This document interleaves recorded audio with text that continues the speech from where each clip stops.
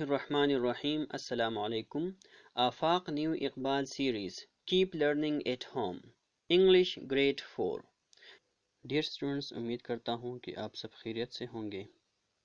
Today we will study Unit 2, A Pious Man. ایک نیک آدمی. سبق کو پڑھنے سے پہلے اس لوز کی طرف جاتے ہیں. اس سبق کو پڑھنے کے بعد we will recognize, find out, create and use rhyming words.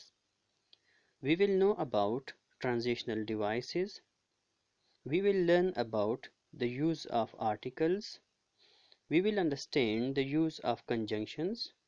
We will also learn the pronunciation and spellings of long and short vowel sounds.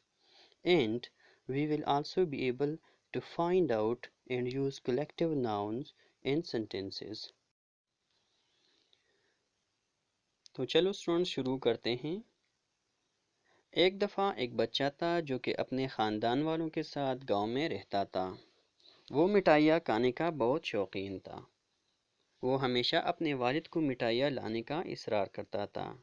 اس کا والد ایک غریب آدمی تھا جو کہ روزانہ اس کے لیے مٹھائیاں لانا ممکن نہ تھا. اس بچے کا والد بہت پریشان تھا کہ اپنے بیٹے کو زیادہ مٹھائیاں مانگنے سے کیسے روکا جائے. اس کے والد نے فیصلہ کیا کہ اپنے بیٹے کو ایک متقی آدمی کے پاس لے کر جائے جو کہ قریب رہتا تھا. اس نے سوچا کہ شاید یہ نیک آدمی اس کے لڑکے کو قائل کر سکے. او بزرگ آدمی، میں آپ کا بہت شکر گزار رہوں گا اگر آپ میرے بیٹے کو روزانہ مٹھائیاں نہ مانگنے پر قائل کرو، کیونکہ میں اس کے لیے روزانہ مٹھائیاں لانے کے لیے بہت لاچار ہوں. اس آدمی نے کہا. بزرگ آدمی بہت مشکل میں پڑ گیا کیونکہ اسے خود مٹھائیاں کھانا پسند تھی. تو وہ کسی طرح اس لڑکے کو سویٹس لانے کو چھوڑنے کے لیے کہہ سکتا تھا، جبکہ وہ اپنے آپ کو مٹھائیاں کھانے سے نہیں روک سکتا تھا. نیک آدمی نے بچے کے والد سے کہا کہ اس بچے کو ایک ماہ بعد لائیں. اس مہینے کے دوران بزرگ آدمی نے اس عادت کو ترک کرنے میں مدد کے لیے اللہ تعالیٰ سے دعا کی.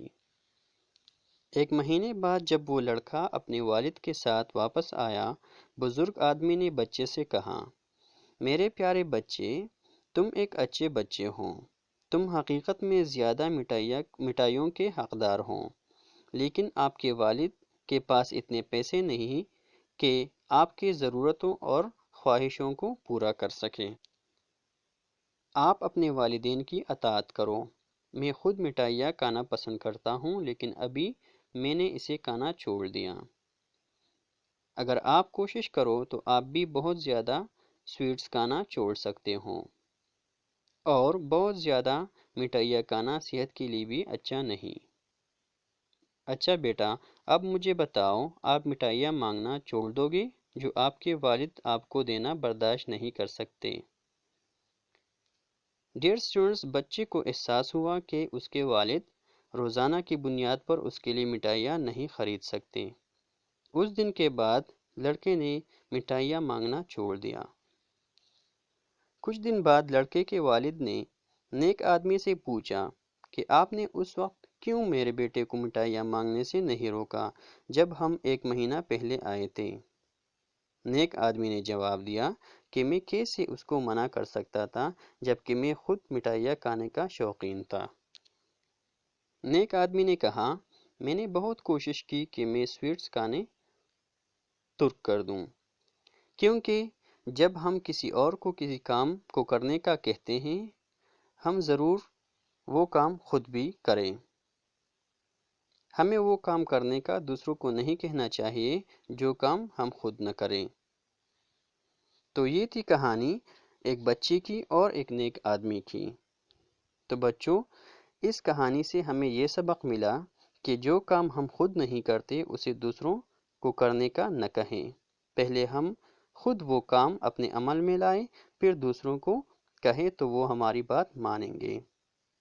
دوسری بات ہمیں یہ سمجھ آئی کہ اپنے والدین کو مجبور نہ کریں ان چیزوں میں جو ان کے طاقت میں نہیں، ان کے برداشت میں نہیں، اور تیسری بات ہمیں یہ سمجھ میں آئی کہ ہم ہمیشہ اپنے والدین کی اطاعت کریں۔ ڈیئر اسٹوڈنٹس، امید کرتا ہوں کہ آپ سمجھ گئے ہوں گے اور ان باتوں پر عمل کریں گے۔